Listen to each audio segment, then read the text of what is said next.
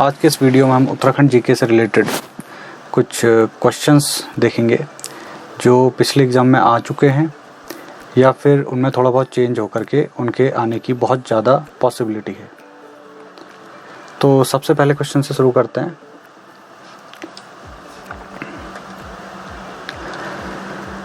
Question number 1 है, उत्तराखंड में कुल कितने ज़िले हैं? How many districts are there in Uttarakhand? तो जैसा कि सब जानते हैं कि उत्तराखंड में 13 ज़िले हैं। So option number B is correct, जिसमें से 6 ज़िले कुमाऊं मंडल में हैं और 7 ज़िले गढ़वाल मंडल में हैं। ओके, सो सेकंड क्वेश्चन है, कुमाऊं मंडल व गढ़वाल मंडल की स्थापना किस वर्ष में हुई? In which year Kumaon Mandal and Garhwal Mandal were established? Okay, तो कुमाऊं मंडल की स्थापना हुई सन 1854 में और गढ़वाल मंडल की स्थापना हुई सन 1969 में। So option number A is correct. Okay, next question है, क्वेश्चन नंबर 3, कुमाऊं मंडल व गढ़वाल मंडल के मुख्यालय कहाँ स्थित हैं? तो कुमाऊं मंडल का मुख्यालय है नैनीताल में और गढ़वाल मंडल का मुख्यालय है पौड़ी में। So option number C is correct.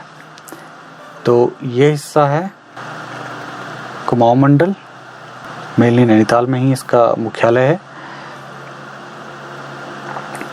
और ये है गढ़वाल मंडल जिसका मुख्यालय है पौड़ी में। क्वेश्चन नंबर 4 है, उत्तराखंड राज्य का गठन किस वर्ष में हुआ? In which year Uttarakhand state was formed? So Uttarakhand राज्य का गठन 9 नवंबर सन 2000 को हुआ। So option number C is correct. Question number 5 है, उत्तराखंड राज्य का नाम उत्तरांचल से उत्तराखंड कब हुआ? When did the state of Uttarakhand change from Uttaranchal to Uttarakhand? तो 1 जनवरी 2007 को उत्तराखंड का नाम उत्तरांचल से उत्तराखंड रखा गया। So option number B is correct. Question number 6 है, उत्तराखंड की ग्रीष्मकालीन राजधानी गैरसैंण कब घोषित की गई? When was the Gairsain declared as the summer capital of Uttarakhand? तो 20 जून 2020 को उत्तराखंड की ग्रीष्मकालीन राजधानी गैरसैंण घोषित की गई। सो option number A is correct. Question ऐसे ही पूछा जा सकता है कि गैरसैंण किस जिले में स्थित है? तो गैरसैंण चमोली ज़िले में स्थित है और इसे हम सेंटर ऑफ उत्तराखंड भी कह सकते हैं। ये पूरा उत्तराखंड है और गैरसैंण ठीक यहाँ पर मिड में सिचुएटेड है। ओके, क्वेश्चन नंबर 7 है, वर्तमान में उत्तराखंड का राजकीय पशु क्या है? What is the state animal of Uttarakhand at present? इसका आंसर है ऑप्शन नंबर सी, कस्तूरी मृग और मस्क डियर। तो ये क्वेश्चन तो काफ़ी बार पूछा जा चुका है। अब जो मस्क डियर से रिलेटेड क्वेश्चन है वो ऐसे पूछा जा सकता है कि मस्क डियर का साइंटिफिक नेम क्या है? मॉस्चस क्राइसोगैस्टर, ये मस्क डियर का साइंटिफिक नेम है। वर्तमान में उत्तराखंड का राजकीय पक्षी क्या है? What is the state bird of Uttarakhand at present? तो उसका सही आंसर है मोनाल, और मोनाल का साइंटिफिक नेम भी पूछा जा सकता है। तो मोनाल का साइंटिफिक नेम है लॉफोफोरस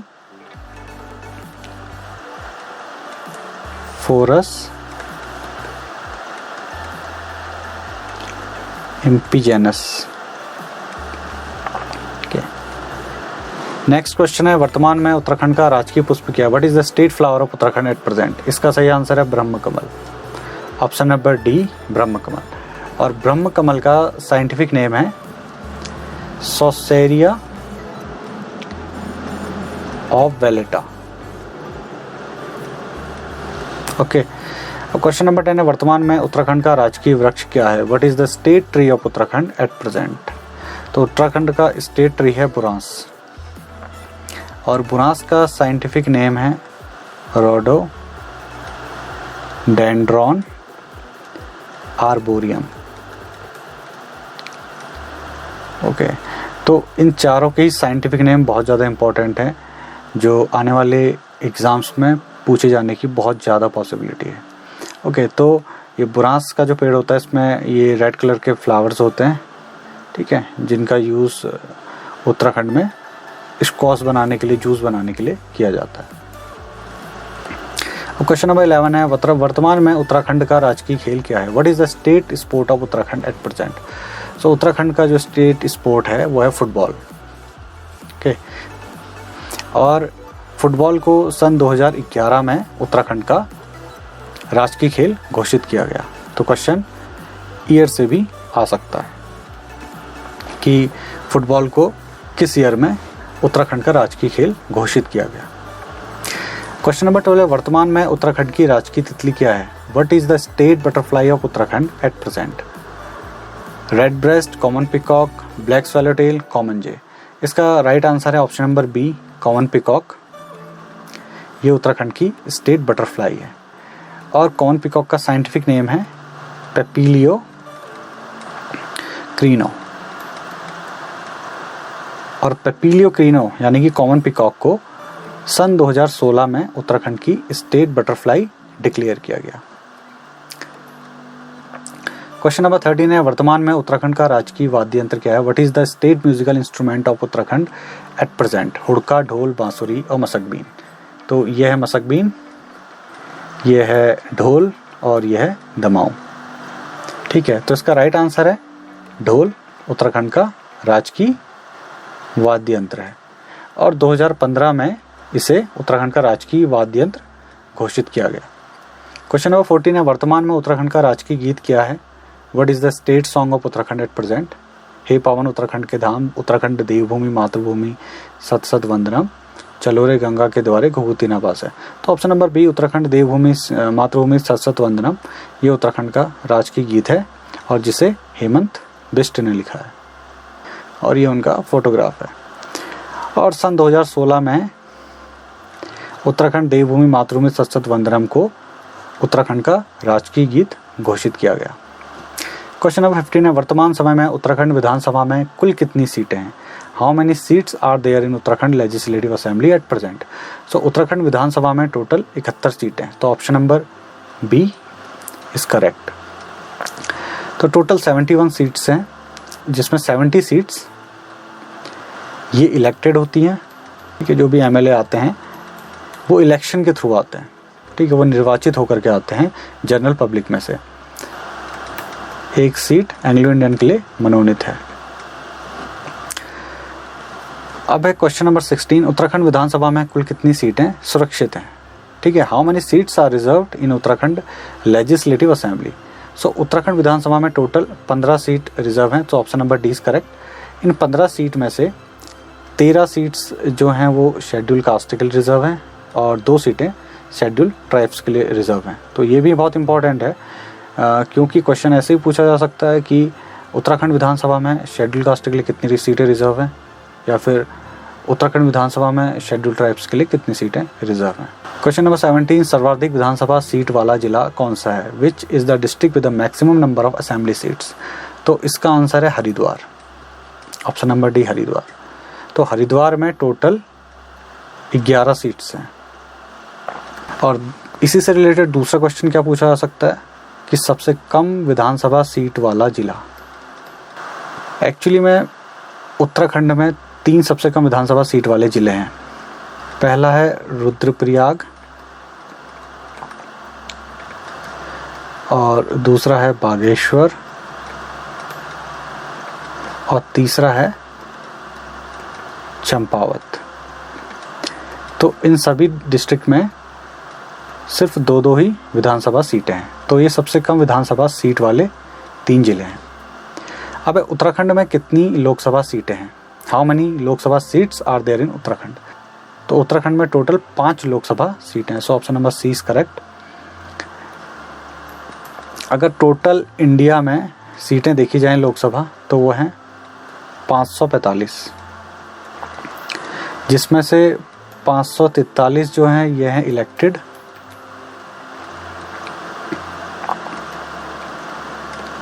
और जो 2 सीट हैं ये एंग्लो इंडियन के लिए मनोनीत हैं। इनको प्रेसिडेंट अपॉइंट करता है। तो इन 543 सीटों में से जो 5 सीटें हैं, ठीक है, ये उत्तराखंड की हैं, राइट। क्वेश्चन ये पूछा सकता है कि सबसे ज़्यादा लोकसभा सीटों वाला प्रदेश कौन सा है।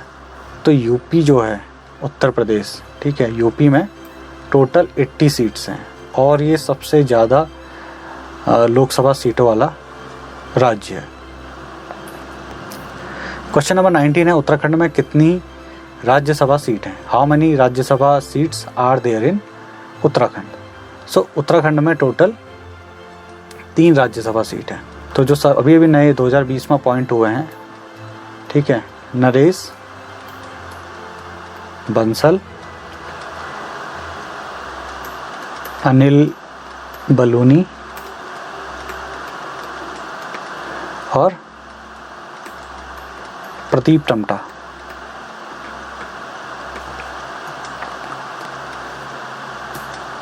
तो ये 3 राज्यसभा सांसद हैं उत्तराखंड से और नरेश बंसल को अभी 2020 में राज्यसभा में इलेक्ट करके भेजा गया है। क्वेश्चन नंबर 20 है, उत्तराखंड राज्यसभा में कुल कितने मैदानी जिले हैं। सो उत्तराखंड में टोटल 2 मैदानी जिले हैं, ठीक है। पहला मैदानी जिला है हरिद्वार और दूसरा मैदानी जिला है उधम सिंह नगर।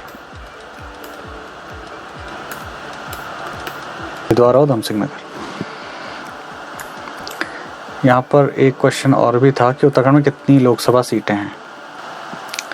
सो उत्तराखंड से कितने लोकसभा सांसद हैं ये देख लेते हैं। तो पहले जो हैं वो हैं अजय भट्ट,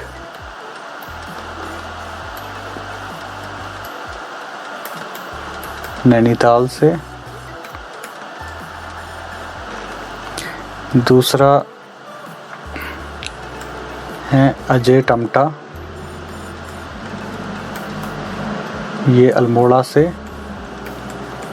और एक बात और, अल्मोड़ा की जो लोकसभा सीट है वो शेड्यूल कास्ट के लिए रिजर्व है। टी.एस. रावत, यह है पौड़ी से। चौथे हैं, ये हैं माला,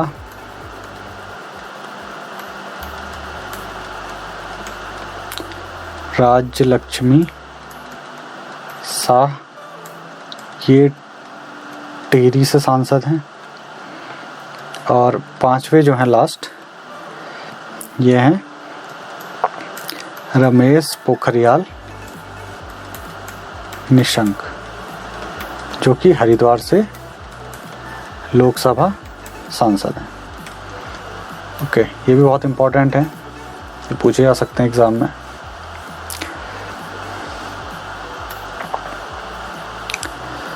तो ये थे 20 इम्पोर्टेंट क्वेश्चंस। अब बात करते हैं एग्ज़ाम की स्ट्रेटजी की, कि आपको एग्ज़ाम में कैसी स्ट्रेटजी फॉलो करनी है एग्ज़ाम को क्रैक करने के लिए, ठीक है। तो ये वो 20 क्वेश्चन थे जो किसी न किसी उत्तराखंड स्टेट लेवल के एग्ज़ाम में पूछे जा चुके हैं। तो अब क्वेश्चन बनाने वाले करते क्या हैं, जो प्रीवियस ईयर में क्वेश्चन पूछे गए हैं तो उन्हीं में थोड़ा बहुत चेंज करके तो रिपीट करते हैं। जैसा आप जानते हैं कि स्टैटिक जीके के लिमिटेड क्वेश्चंस होते हैं, सो उनके पास कुछ नया नहीं होता, तो कुछ नया ना होने की वजह से वो नए क्वेश्चन लाए कहाँ से, तो वो उन्हीं क्वेश्चन में थोड़ा बहुत चेंज करके या उनके आइट साइड से क्वेश्चंस को कुछ नए फैक्ट निकाल करके उन क्वेश्चन को दोबारा पूछते हैं। तो सिर्फ प्रीवियस ईयर के पेपर पढ़ने से, क्वेश्चन रट के कोई एग्ज़ाम तो क्रैक होने वाला है नहीं, जैसा कि आप सभी जानते हैं। लेट सपोज़ कि आपने एक एग्ज़ाम दिया जिसमें 100 क्वेश्चन थे, 100 में से 10 से 20 क्वेश्चन रटे हुए आ गए, वो आपने कर लिए, और लेकिन कट ऑफ जाएगी 80+ और 90+। तो इस कट ऑफ को मीट करने के लिए आपको लगभग इतने क्वेश्चन सही करने पड़ेंगे, और आप रट के गए हो 10 से 20 क्वेश्चन, प्लीज़ आ जाएंगे। लेकिन उन 80 क्वेश्चंस का क्या, वो कैसे सॉल्व करोगे। तो ये 10 से 20 क्वेश्चन तो आपको सिलेक्शन दिलाने वाले हैं नहीं। जो बच्चे 80+ लेकर के आते हैं या 90+ लेकर के आते हैं, उनमें कुछ तो अलग होता है, या उनकी स्ट्रेटजी में कुछ यूनिकनेस होती है, या उनका पढ़ने का तरीका कुछ अलग होता है, इसीलिए उनका सिलेक्शन भी होता है। तो जो बच्चे एग्ज़ाम निकालते हैं वो एग्ज़ामिनर के पॉइंट ऑफ व्यू से सोचते हैं। अगर आप एक बात एग्ज़ामिनर का सोचने का तरीका या क्वेश्चन पेपर सेट करने का तरीका समझ गए तो आप ऑटोमेटिकली अपनी पढ़ाई का तरीका चेंज कर लोगे। चाहे वो UKSSC हो, UKPSC हो या कोई भी एग्ज़ाम हो, क्वेश्चन का लेवल साल दर साल टफ होता जा रहा है। अब जो पहले क्वेश्चन पूछे जाते थे वो अब एलिमिनेट हो चुके हैं क्वेश्चन पेपर से। वो क्वेश्चन अब दिखने को भी नहीं मिलते। और अगर आप उन्हीं क्वेश्चंस को पढ़ के जाओगे तो सिलेक्शन तो 100% नहीं होना। तो आपको जो एग्ज़ाम में क्वेश्चन आने वाले हैं, जो एग्ज़ामिनर के ब्रेन में जो क्वेश्चन इस समय हैं, वो उनको पेपर में उन क्वेश्चन को सेट कर रहा है, तो आपको वही क्वेश्चन पढ़ के जाना है। आपको ये क्वेश्चन पढ़ के जाना है।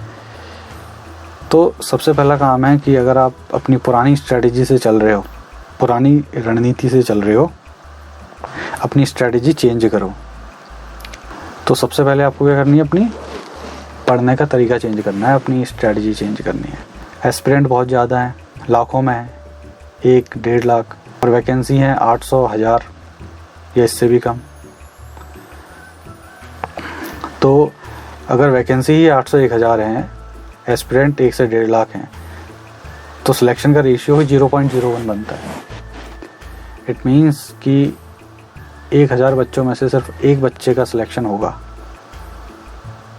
और 999 बच्चे जिन्होंने अप्लाई किया उनका सिलेक्शन नहीं होने वाला।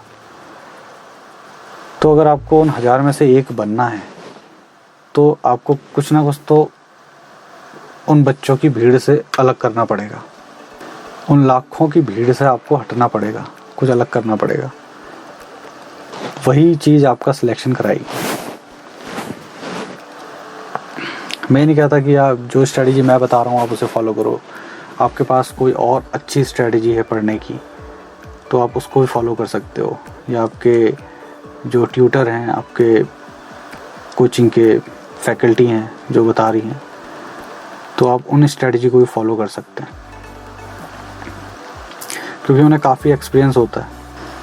तो ये कुछ टिप्स थी कि आपको कैसे मतलब सोचना है, कैसे एग्ज़ाम की तैयारी करनी है। आप कोई भी स्ट्रेटजी फॉलो करो, फाइनल एम है एग्ज़ाम क्रैक होना चाहिए।